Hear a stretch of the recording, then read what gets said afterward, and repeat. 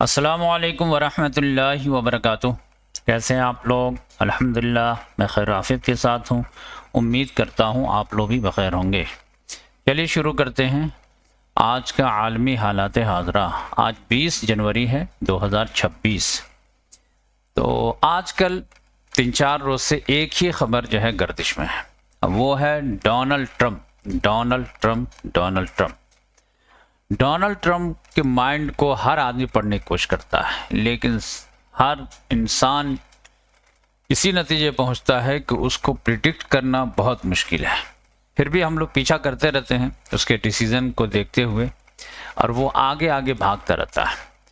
अब सब लोग इस नतीजे पे पहुंच रहे हैं कि क्या डोनाल्ड ट्रंप दुनिया का बादशाह बनना चाहता है, अक़वाम मुत्तहिदा की जगह पे अपना अक़वाम मुत्तहिदा कायम करना चाहता है, पूरी दुनिया को उंगली के इशारे पे नचाना चाहता है, अमरीकी सदारत ख़त्म होने के बावजूद वो दुनिया का बादशाह बना रहना चाहता है, अमरीकी सदर को भी अपने अंडर में रखना चाहता है। ये सारे सवालात हैं जो उसके एक्शन से वाज़े हो रहे हैं। तो आप जानते हैं कि डोनाल्ड ट्रंप जो है शुरू दिन से ही यूनाइटेड नेशन को वो पसंद नहीं करता है, और इस बार भी जो तकरीर करने गया था, अब इत्तेफाक की बात यह थी कि उसका टेलीप्रॉम्प्टर ख़राब हो गया था, तो पूरी तकरीर में गुस्सा जो है उसी पे अक़वाम मुत्तहिदा पे निकाल दिया था। तो बिल्कुल ही पसंद नहीं करता यूनाइटेड नेशन को, क्योंकि उसमें सब लोगों के जो है बहस का मौका और ये इक्वल राइट्स ये सब उसको जमता नहीं। तो वो कहता है ये फालतू इदारा है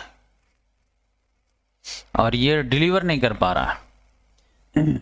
अब उसका कहना यह है कि देखो मैं अकेला जो है 8-8 जंग रुकवा दिया, यूनाइटेड नेशन कुछ नहीं कर पाया, तो इस लिहाज से इसकी कोई ज़रूरत नहीं है। और अभी आप देखेंगे कि 60 के करीब जो है इंटरनेशनल इदारों से वो अमेरिका को बाहर भी निकाल लिया है।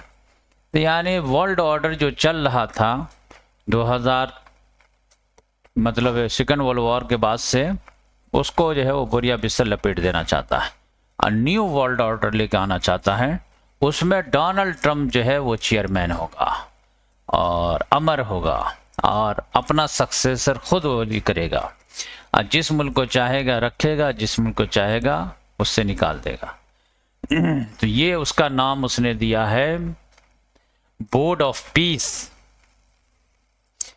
तो आप लोग सुने होंगे कि गज़ा के लिए ये बना है, और फिर आप देखेंगे कि नरेंद्र मोदी को भी दावत दिया है, और फिर जो पुतिन को भी दावत दिया है, और भी दूसरे ममालिक को दावत दिया, 60 ममालिक को दावत दिया है। तो गज़ा को चलाने के लिए 60 ममालिक के सरबराहों की क्या ज़रूरत है? तो मैं आज आपको थोड़ा डिटेल में बताता हूं कि ये क्या चीज़ है, क्योंकि कन्फ्यूज़न बहुत हो गया है। तो ये कन्फ्यूज़न को मैं आज इंशाल्लाह क्लियर कर देता हूं, और यही सबसे बड़ी ख़बर है। बाकी आज जो है मोहम्मद बिन जायद अल नहयान जो है 2 घंटा के लिए इंडिया आए। अब इतना अर्जेंट में आने की क्या ज़रूरत थी या क्या काम था? तो अभी तक जो है बस ये कहा गया कि वर्किंग विजिट था। चलिए, जॉर्जिया मेलोनी साउथ कोरिया गई हुई है। यूरोप पे टैरिफ जो है लगा दिया है 8 ममालिक पे डोनाल्ड ट्रंप ने।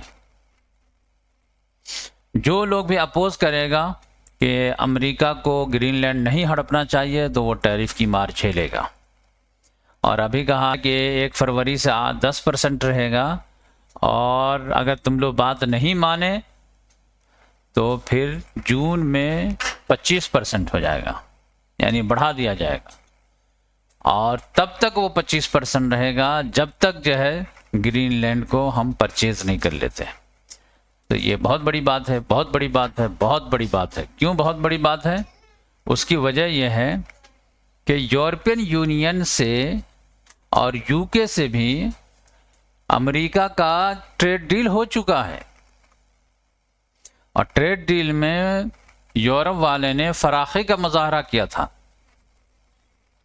अमेरिका ने कहा था कि मैं तुम पे 15% जो है टैरिफ मारूंगा, तुम लोग कुछ नहीं, 0।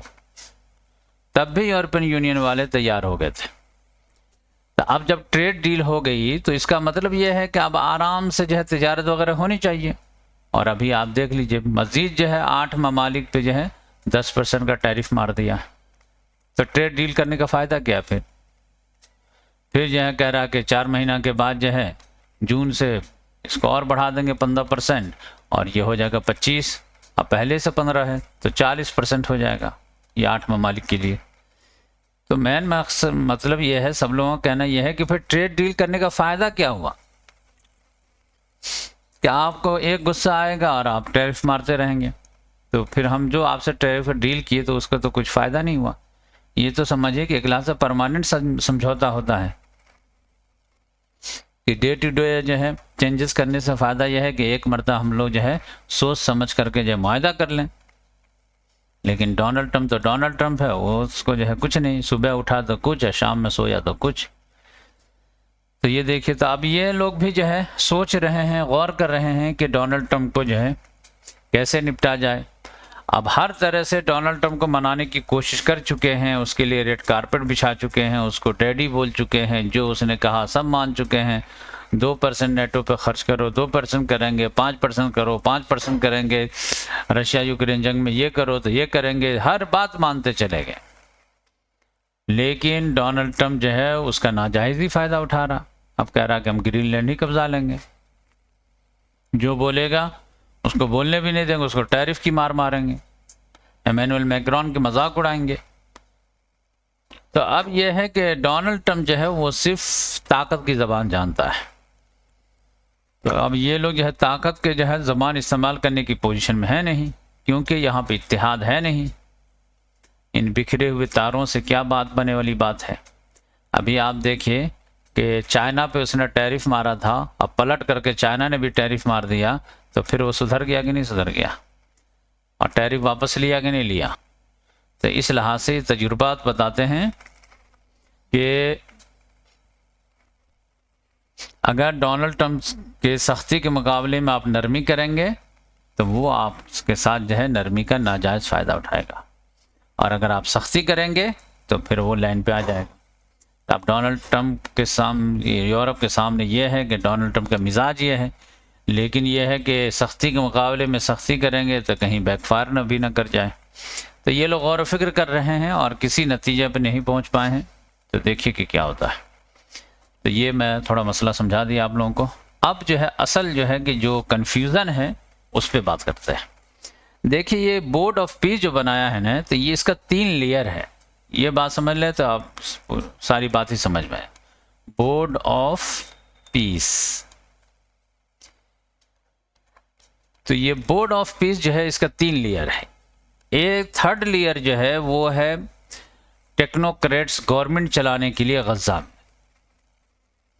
उसमें ज़्यादातर जो है फ़लस्तीनी हैं, वेस्ट बैंक से, गज़ा वगैरह से, और वो लोग जो है गज़ा के जो है डे टू डे लाइफ वगैरह देखेंगे, यानी म्यूनसिपलिटी उसके कंट्रोल में होगा। तो ये तो एक गवर्नमेंट हो गई। फिर इसके लिए एक गज़ा के लिए जो है फॉरेन पॉलिसी वगैरह देखने के लिए एक है एग्जीक्यूटिव बॉडी।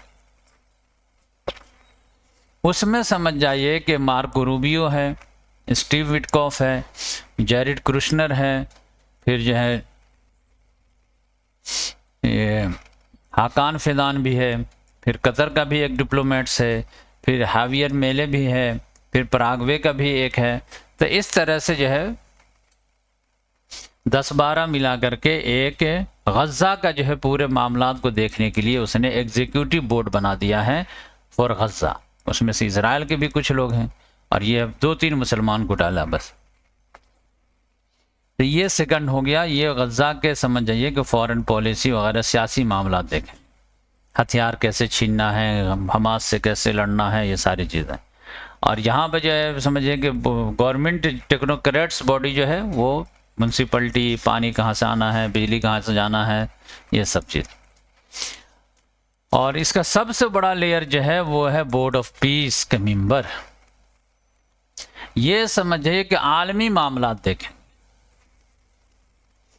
तो यही जो है बोर्ड ऑफ पीस जो है ये एग्जीक्यूटिव बॉडी को भी पहले अभी तरजीह बेस पे देखेंगे, फिर इसको भी देखेंगे, और ये मामला जैसे ही हल हो जाएगा, गज़ा को ये लोग जैसे ही कब्जा लेंगे फ़लस्तीनियों से, तो फिर ये बोर्ड ऑफ पीस जो है वो समझ जाइए कि यूनाइटेड नेशन के जगह पे एक अलग नया यूनाइटेड नेशन वजूद में आ जाएगा, जो डोनाल्ड ट्रंप की क़यादत में चलना शुरू होगा।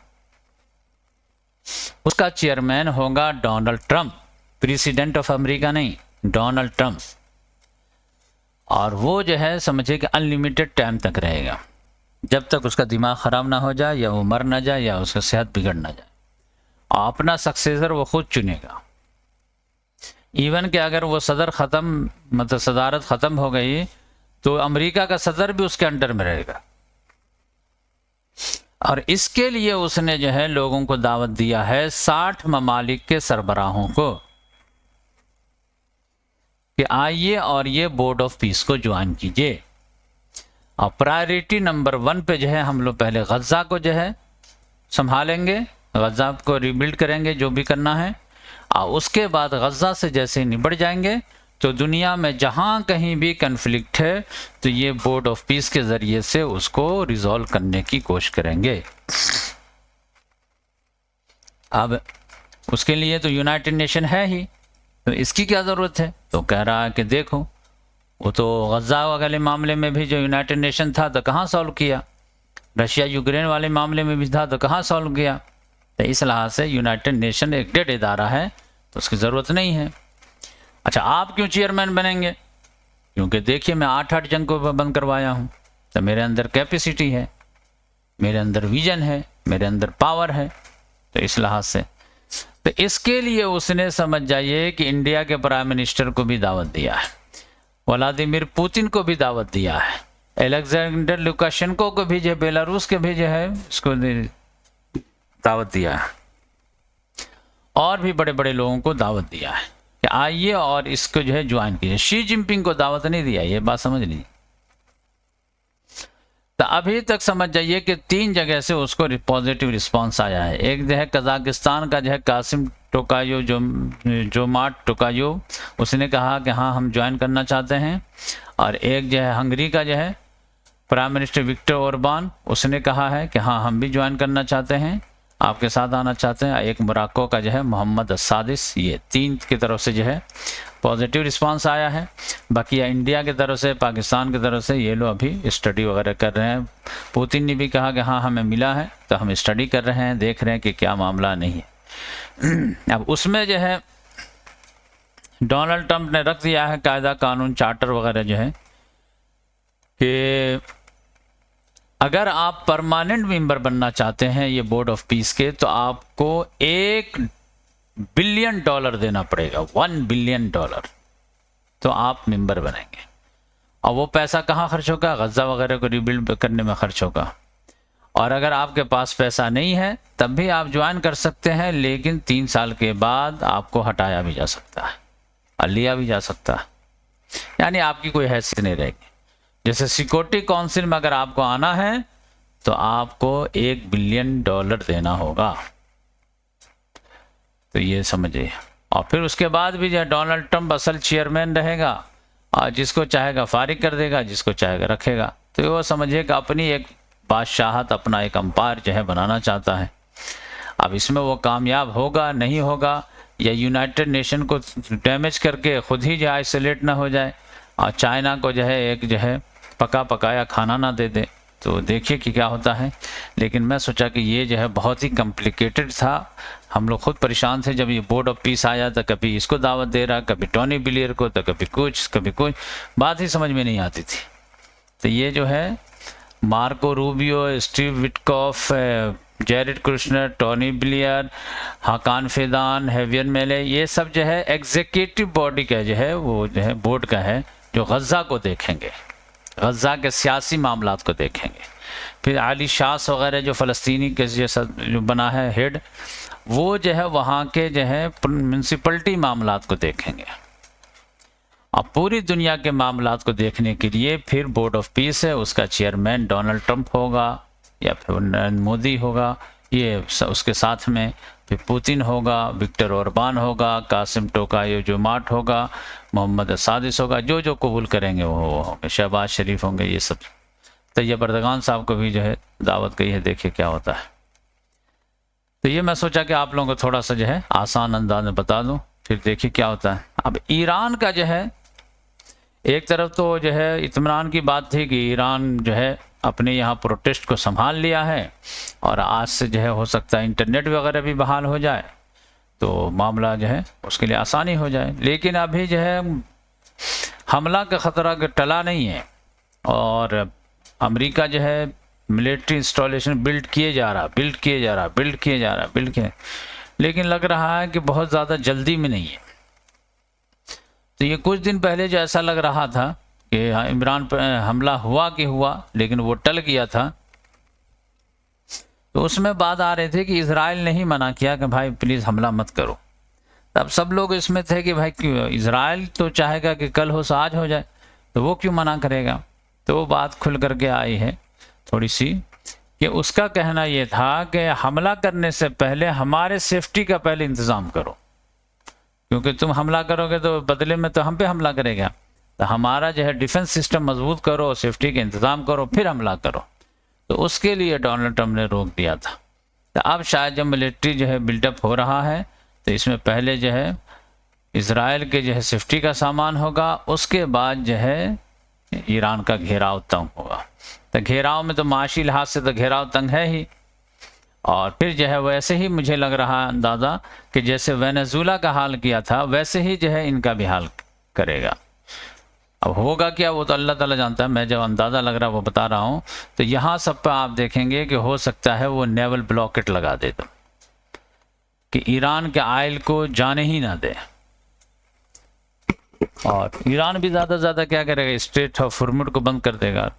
लेकिन डोनाल्ड ट्रंप कहेगा कि उतना तुम लोग बर्दाश्त कर लो, लेकिन ईरान का घेरा तंग कर देना है। और इस लिहाज से जो है जब ये ईरान परेशान हो जाएगा और फिर जो है ये माशी लिहाज से और जो है बदहाल हो जाएगा, तो प्रोटेस्ट और वायलेंट हो जाएगा, और फिर जो है हमला करने में जो है वो कामयाबी के इम्कान उसके ज़्यादा हो जाएंगे। जैसा भी वेनेजुला को कैसे तेल ही नहीं बेचने दे रहा था, कोई भी जहाज़ आ रहा उसको मार दे रहा या पकड़ ले रहा, तो वैसे ही मामला करेगा हो सकता है। देखिए क्या होता है। तो ये चंद बातें थी जो मैं सोचा आप लोगों से शेयर कर दूं, और फिर मिलेंगे इंशाल्लाह नेक्स्ट वीडियो में। जज़ाकल्लाह।